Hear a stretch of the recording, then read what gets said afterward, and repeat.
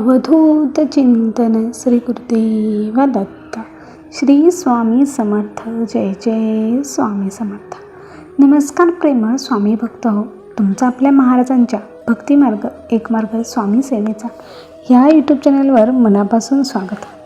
भक्त हो, कधी कधी अशी वेळ येते ना की आपला कोणावरच विश्वास राहत नाही. आपण ज्यांना आपलं मानत असतो ते सुद्धा आपल्याला परकी वाटायला लागतात आणि आपल्याला काहीच कोणाचाच फरक पडत नाही. इतकी वाईट परिस्थिती कधी कधी येत असते. तर अशा वेळेस डगमगून न जाता, कुणीही आपलं नसलं तरी स्वामी आपले आहेत आणि आपण स्वामींचे आहोत ह्यावर फक्त विश्वास ठेवायला हवा आणि सगळं काही स्वामींवर सोपवायला हवं. तेव्हा स्वामी नक्कीच काहीतरी चमत्कार करून दाखवत असतात. असाच या ताईंना आलेला अनुभव आहे. ह्या ताईंच्या आयुष्यामध्ये खूप सारी संकटं होती, खूप खडतर जीवन त्यांना जगावं लागत होतं. परंतु स्वामींनी नेमका कसा चमत्कार केला ते आपण आजच्या या अनुभवामध्ये पाहणार आहोत. म्हणून आजचा हा अनुभव अगदी शेवटपर्यंत नक्की बघा आणि व्हिडिओला लाईक करून कमेंटमध्ये श्री स्वामी समर्थ जरूर टाईप करा. आणि आपल्या भक्तिमार्ग एक मार्ग स्वामी सेवेचा ह्या यूट्यूब चॅनलवर नवीन असाल तर आत्ताच सबस्क्राईब करून स्वामी भक्तांना जॉईन व्हा. स्वामी भक्तांना स्वामी भक्त जोडूया आणि प्रत्येक कुटुंब स्वामीमय करूया. श्री स्वामी समर्थ. जय जय स्वामी समर्थ. चला तर मग ताईंच्याच शब्दात ताईंच्या या अनुभवाला आपण सुरुवात करूयात. ताई म्हणतात की सर्वप्रथम सर्वांना श्री स्वामी समर्थ. संपूर्ण ब्रह्मांडाचे चालक, मालक आणि पालक असलेले श्री स्वामी समर्थ महाराज यांच्या चरणी माझं त्रिवार वंदन. भक्त हो, मी बीड जिल्ह्यामधील रहिवासी आहे. माझ्या लग्नाला आता बरीच वर्ष झालेली आहेत. परंतु जेव्हा माझं नवीन लग्न झालं होतं तेव्हाचा माझा हा अनुभव आहे. भक्तांनो, माझ्या घरची परिस्थिती फार काही चांगली नव्हती. माझ्या माहेरी मी जेव्हा होते तेव्हा तिथे गरीबच परिस्थिती होते आणि तेव्हाच माझ्या आईवडिलांची गरीब परिस्थिती असल्यामुळे ते मला फारसे शिक्षण देऊ शकले नाहीत. माझं लवकरच लग्न करून देण्यात आलं. त्यांचं सर्व काही कष्टावरती चालायचं. जे दररोज जेवढं काही कमवायचे तेवढंच त्यांच्याकडे होतं, बाकी काहीही नव्हतं. त्यामुळे त्यांचं पोट देखील भरणं फार अवघड होत होतं. त्याच्यातच माझं लग्न त्यांनी करून दिलं. त्यांनी फारशी काही चौकशी केली नाही आणि माझं लग्न लावून देण्यात आलं. फक्त डोक्यावरचं एक ओझं होतं ते फक्त त्यांनी हलकं केलं होतं. मला वाटलं की माझं लग्न झाल्यानंतर माझं नशीब नक्कीच उजळेल, परंतु माझ्या नशिबात मात्र काही वेगळंच होतं.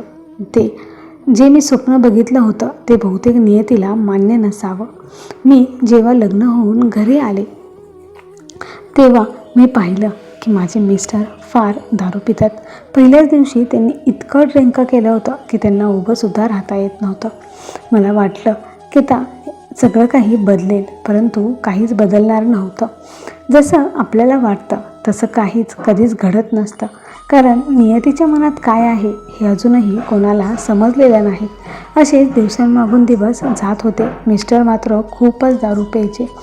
ते कामाला सुद्धा जायचे नाहीत आणि जर क्वचित कामाला गेले तर त्या कमवलेल्या पैशाचेच ते सगळे दारू पित असायचे. घरी आपली एक बायको आहे ह्याची देखील त्यांना कधीच काळजी नव्हती. आता मी सुद्धा कामावरती जाऊ लागले होते. आजूबाजूच्या बायकांकडे मला जे काही काम मिळायचं ते मी काम करत होते. कधी कपडे धुणे, भांडी धुणे, कोणाच्या घरची साफसफाई करणे किंवा कोणाच्या शेतामध्ये जरी काही कामं असतील तरी मी त्या कामाला जात होते आणि 2-4 पैसे कसे मिळतील याकडेच पाहत होते. परंतु मी सर्व काही कामं ही अगदी प्रामाणिकपणे करत होते आणि त्याचा जो काही मोबदला येईल त्या मोबदल्यामध्येच मी माझं घर चालवत होते. आता मला एक मुलगा देखील झाला होता आणि माझं जे काही असंच दिवसांमागून दिवस जात होते. मला खूप वाटत होतं की मिस्टरांमध्ये फरक पडेल, परंतु त्यांच्यामध्ये अजूनही काहीच फरक मला जाणवत नव्हता. उलट यापूर्वी जेवढं ते दारू पित होते त्यापेक्षा त्याचं प्रमाण जास्तच वाढलेलं होतं. मला काय करावे काही सुचत नव्हते. मी कामाला जायचे तर मिस्टर माझ्यावरती संशय घ्यायचे आणि मी घरी आले की मला रोज मारहाण करायचे. त्यांना कोणासोबत बोललेलं देखील आवडायचं नाही आणि सारखी तू घराबाहेर असते या कारणावरून ते मला सारखे हाणमार करायचे. मला आता जाम वैताग आला होता. मी माहेरी जाण्याचा निर्णय घेतला आणि मी माझ्या मुलाला घेऊन माहेरी गेले. माहेरी गेल्यानंतर मला समजलं की मला पुन्हा एकदा दिवस गेलेले आहेत आणि तेथे आता माझ्या भावाचं पण लग्न झालेलं होतं. त्यामुळे माझी जी भावजय होती ती मला थोडीशी त्रास देऊ लागली आणि मला सारखी ती टोमणे मारू लागली. मग आईसुद्धा म्हणाली की तू इथे किती दिवस राहणार आहेस, शेवटी मुलीचं घर हे तिचं सासरच असतं. मग मी पुन्हा घरी जाण्याचा निर्णय घेतला. मी घरी जाऊ किंवा न जाऊ माझ्या मिस्टरांना काहीच फरक पडत नव्हता. म्हणून मी मुलाला घेऊन पुन्हा घरी आले आणि मिस्टरांचं आहे तेच चित्र चालू होतं, काहीच फरक नव्हता त्यांच्यामध्ये. मग अशीच मी एक दिवस कामावरती होते तेव्हा तिथे अनेक बायका कामाला होत्या. त्यातल्या एका ताईंनी मला सांगितलं की तुझी परिस्थिती फारच वाईट आहे, तू एकदा स्वामींची सेवा का करून पाहत नाहीस. अगं, जो स्वामींना शरण जातो ना त्याचं नक्कीच भलं होतं. स्वामी त्याची सगळी संकटं त्यांच्यावरती घेतात, त्यांची सर्व दुःख ते दूर करतात. तू एकदा फक्त स्वामींना शरण जा आणि त्यांची सेवा करून बघ. जेव्हा त्या ताईंनी मला असं सांगितलं तेव्हा माझ्या मनामध्ये प्रश्न पडला की माझे मिस्टर फार दारू पितात, ते केव्हाही कसेही वागतात आणि मग स्वामींना ते चालेल का. आपण एवढी देवाची पूजा अर्चा करणार आणि आपल्या घरामध्ये जर असं काही होत असेल तर त्याचं फळ स्वामी महाराज आपल्याला देतील का. म्हणून मी ताईंना विचारलं की माझ्या घरामध्ये हे असं वातावरण असतं, नेहमी भांडणं असतात, तंटे असतात, हाणमार, शिवाय माझे मिस्टर दारू पिऊन येतात, घाण घाण बोलतात. तर ते ताई म्हणाल्या की अगं, स्वामींचं काहीच नसतं, तू फक्त निस्वार्थ भावनेने सेवा करत राहा, बघ त्याचं फळ तुला स्वामी महाराज नक्की देतील. परंतु स्वामींची सेवा करण्यासाठी मात्र माझ्याकडे काहीच नव्हतं. मी त्या ताईंना सांगितलं.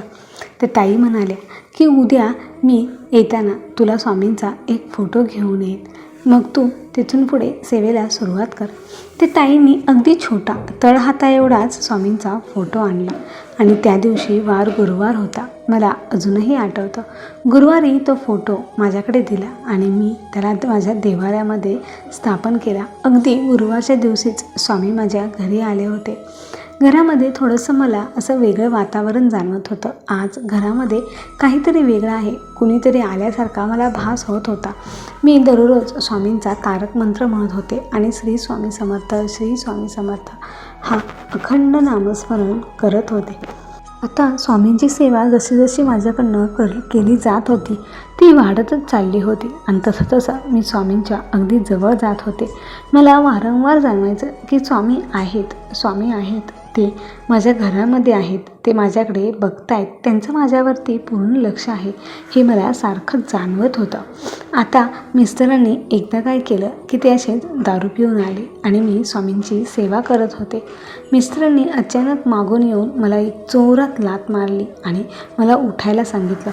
परंतु मी स्वामींची सेवा करत असल्यामुळे तिथून मी काही केलं उठले नाही. मिस्टर जाम भडकले आणि ते मला शिवीगाळ करू लागले, मागून मला मारहाण करू लागले. परंतु मी त्यांच्याकडे अजिबात लक्ष दिले नाही. मी महाराजांचं नामस्मरण चालूच ठेवलं. शेवटी वैतागून मिस्टर निघून गेले आणि ते बाहेर गेल्यानंतर माझी स्वामींची जी सेवा होती ती पूर्ण झाली होती आणि आता मिस्टर बाहेर होते.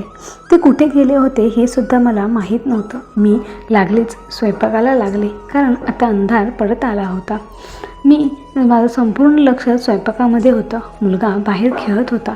तेवढ्यात अचानक माझा मुलगा आई आई आई करत ओरडत आला. मी म्हटलं, का रे, काय झालं? तर तो म्हणाला, बाहेर बघ, एक काका आले आहेत, ते तुला बोलावत आहेत. मी पटकन बाहेर गेले तर ते काका, ते जे माणूस होता त्यांनी मला माझं नाव विचारलं. मी माझं नाव त्यांना सांगितलं आणि त्यांनी माझ्या मिस्टरांचं नाव घेऊन विचारलं की तुम्ही यांना ओळखता का? मी म्हटलं हो, ते माझे मालक आहेत. तर का, कुठे आहेत ते? तर ते म्हणाले की त्यांचा छोटासा ॲक्सिडेंट झाला आहे, ते हॉस्पिटलमध्ये आहेत. मी लागलीच हॉस्पिटलला गेले. तिथे गेल्यानंतर समजलं की माझ्या मिस्टरांनी ज्या पायाने मला लाथ मारली होती तो पाय त्यांचा मोडला आहे, त्याला पूर्ण फ्रॅक्चर आहे. मला तर काय करावे काही समजत नव्हते. मी डॉक्टरांना भेटले. डॉक्टरांनी आता काही काळजी करण्यासारखं नाही असं सांगितलं. परंतु हे सगळं झालं कसं हे मला समजलंच नाही. मिस्टर शुद्धीवर येईपर्यंत मी तिथेच थांबले. मिस्टर जेव्हा शुद्धीवर आले तेव्हा मी त्यांना विचारलं की काय झालं, पायाला नक्की कशी दुखापत झाली? तेव्हा मग मिस्टरांनी मला सांगितलं की मी घरामध्ये तुझ्याशी वाद घालून बाहेर आलो आणि पुन्हा दारू पिण्यासाठी दारूच्या दुकानावर गेलो. परंतु जेव्हा मी तिथे पोचलो तेव्हा माझा पाय घसरला आणि मी खूप जोराचा पडलो. तेव्हा तिथे भरपूर माणसं होती, परंतु मला कोणीच दवाखान्यामध्ये आणलं नाही किंवा कोणीच माझ्याकडे लक्षसुद्धा दिले नाही. जेथे मी दररोज दारू प्यायला जातो, ज्या मित्रांसोबत बसून मी दारू पितो, त्यांनीसुद्धा आज माझ्याकडे दुर्लक्ष केलं. मला कोणच आज साथ देणारं नव्हतं. मी एकटाच तिथे वेदनेने व्याकुळ होऊन पडलो होतो. मला ते दुःख सहन होत नव्हतं. शेवटी एक मुलगा आला आणि तो मुलगा मला दवाखान्यात घेऊन आला आणि मी त्याला मग आपल्या घरचा पत्ता आणि तुझं नाव सांगितलं आणि तेव्हा तो मुलगा तुला सांगायला घरी आला. मला त्यावेळेस अगदी चुकल्यासारखं वाटलं की मी ज्यांच्यासोबत बसून आजपर्यंत इतकी दारू पित होतो, आज त्यांनीच मला वेगळं केलं होतं. मला इतका त्रास होत होता, परंतु त्यांना मात्र काहीच फरक पडत नव्हता. मी त्यांच्या संगतीने आजपर्यंत तुला खूप त्रास दिला. तुझ्या स्वामींना पण मी नाकारलं होतं, परंतु आज त्या मुलाच्याच रूपात स्वामी आले होते, ज्यांनी मला ही अद्दल घडवली होती आणि यामुळेच मला माझ्या सगळ्या चुका समजलेल्या आहेत. मी तुझ्याशी फार वाईट वागलो आहे, मला माफ कर, असं माझे मिस्टर मला बोलले आणि सगळं काही आता व्यवस्थित होईल असं मला वाटलं आणि अगदी तसंच घडलं. तिथून त्या दिवसापासून माझ्या मिस्टरांनी कधीच दारूच्या थेंबालाही स्पर्श केला नाही.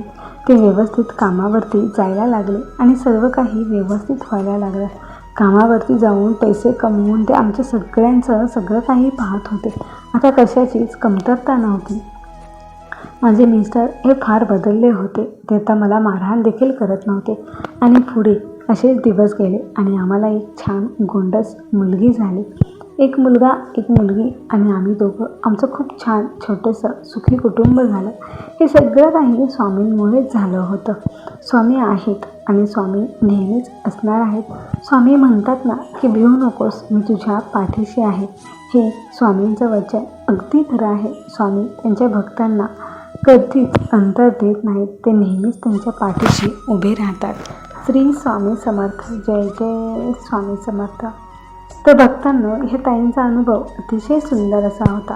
तो तुम्हाला कसा वाटला हे आम्हाला कमेंट करून नक्की सांगा आणि व्हिडिओ आवडला असेल तर लाईक करा, शेअर करा आणि असेच नवनवीन स्वामींचे अनुभव पाहण्यासाठी आत्ताच भक्तिमार्ग एक मार्ग स्वामी सेवेचा ह्या यूट्यूब चॅनलला सबस्क्राईब करून स्वामी भक्तांना जॉईन व्हा.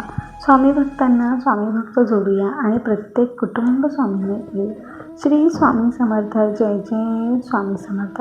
भक्तांना तुम्हाला पण जर असेच स्वामींचे अनुभव आले असतील आणि ते तुम्हाला इतर स्वामी भक्तांपर्यंत पोहोचवायचे असतील तर ते तुम्ही आम्हाला पाठवू शकता. आम्ही ते इतर स्वामी भक्तांपर्यंत नक्कीच पोहोचवू. धन्यवाद. श्री स्वामी समर्थ.